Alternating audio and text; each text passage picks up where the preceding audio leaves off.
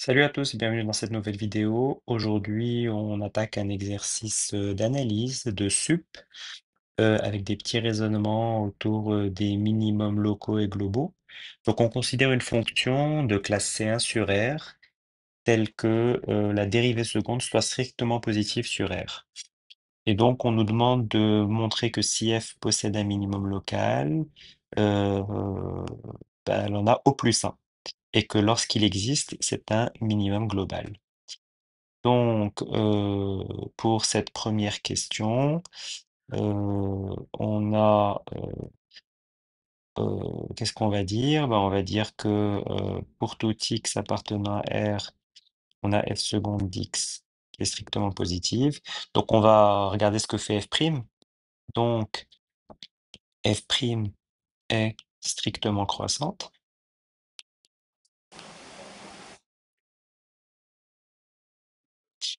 Euh, f' est strictement croissante. Donc, on a envie de dire deux cas. Euh, si, euh, si il existe x0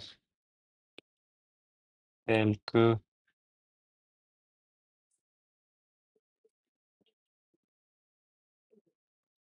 f' de x0 égale 0, alors pour tout x plus petit que x0, f' d'x strictement négatif, tout x strictement plus petit que x0, et pour tout x strictement supérieur à x0, f' d'x est strictement positive, donc euh, f est euh, strictement décroissante, puis strictement croissante. Voilà, donc f est strictement décroissante sur moins l'infini x0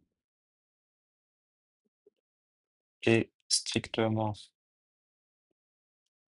croissante sur x0 plus l'infini. Donc f admet un minimum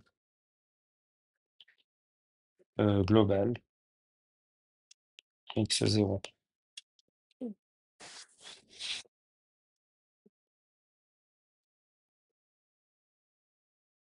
Euh, f' de x égale 0 équivaut à x égale x0, car f' est strictement croissante.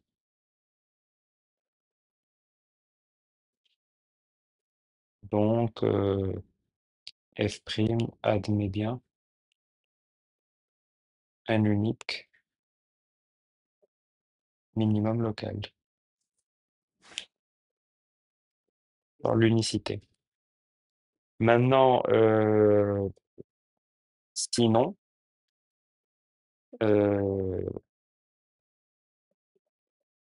euh, j'ai f' ne s'annule pas et comme f est C1, bah, on a f' qui est continue. Donc, elle est de signe constant.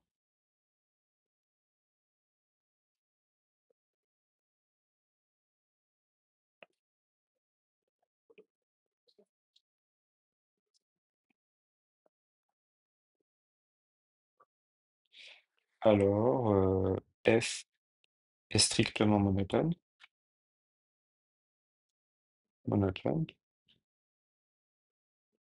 et n'admet donc pas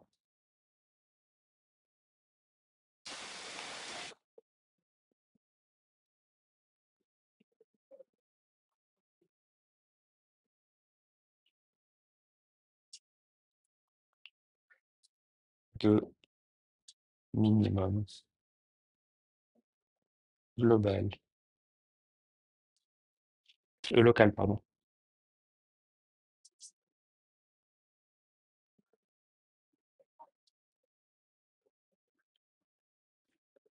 Voilà.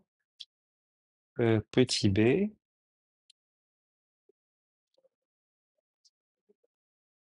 euh,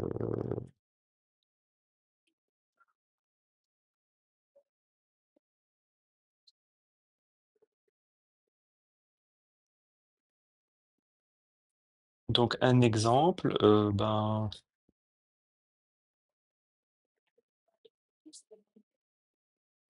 fonction carré admet un minimum global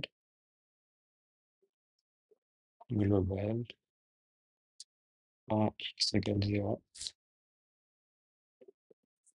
Et puis x associe exponentielle x. Vérifiez bien une dérivée seconde de x strictement positif et n'admet pas le minimum global. Alors maintenant, on nous demande une fonction non minorée. Et donc l'idée, en fait, si je prends exponentielle x, euh, bon, en- sur R plus c'est bon, mais c'est sur R moins qu'il faut essayer de la qu'il faut essayer de la non minorer, mais en même temps de garder une dérivée seconde qui reste strictement positive. Et donc on peut considérer exponentielle x plus x. euh, euh, et donc ça, limite en moins l'infini de exponentielle x plus x, c'est égal à moins l'infini, donc non minoré. Et puis la dérivée deuxième de ex plus x, ça c'est égal à ex, c'est strictement positif pour tout x appartenant à R. OK? Deuxième question. Maintenant, on a f seconde qui est plus grand que alpha, qui est strictement positif. Il faut montrer qu'elle possède un minimum global. Pour ça, en fait, on va essayer d'en savoir plus sur f'. Et donc, on va utiliser la positivité de l'intégrale. Pour tout x positif ou nul, je vais avoir l'intégrale de 0 à x de f seconde de t dt qui est supérieure à l'intégrale de 0 à x de alpha dt. Donc, j'ai f' d'x moins f' de 0 qui est plus grand que alpha fois x. Limite en plus l'infini de f' d'x de f', ça c'est plus l'infini. Et puis, pour tout x négatif, je vais avoir l'intégrale de x à 0 de f seconde de t dt qui est toujours plus grand que l'intégrale de x à 0 de alpha dt. Donc, pour tout x négatif, je vais avoir f' de 0 moins f' d'x qui est plus grand que moins alpha x, d'où pour tout x et petit x 0, je vais avoir alpha x moins f' de 0 qui est plus grand que f' d'x. D'accord? Et donc ça, quand x tend vers moins l'infini, alpha x tend vers moins l'infini, donc f' aussi. Donc, limite en moins l'infini de f', c'est moins l'infini. Or, f' est continu, donc par le théorème des valeurs intermédiaire,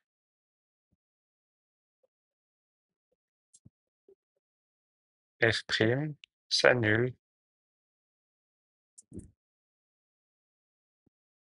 euh, en un point x0, donc F admet un minimum global.